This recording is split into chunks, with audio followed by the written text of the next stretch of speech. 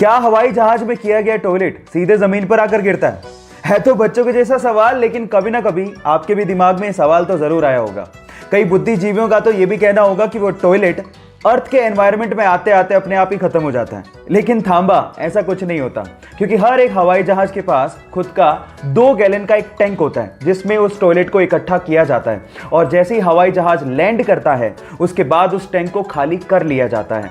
अब अगर अगली बार आपके सिर पे कभी पानी का टपका गिरे तो आप ये समझ लेना कि वो कम से कम हवाई जहाज से तो नहीं गिरा।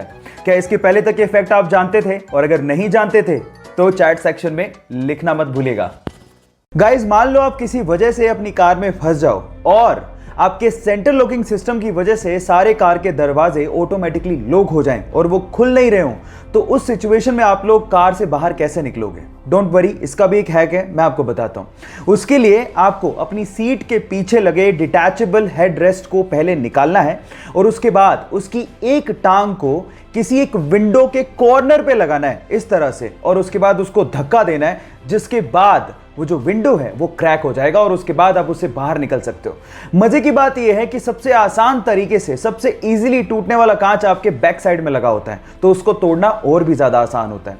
क्या इसके पहले तक इफेक्ट आपको पता था? और अगर नहीं पता था तो चैट सेक्शन में लिखना मत भूलिएगा।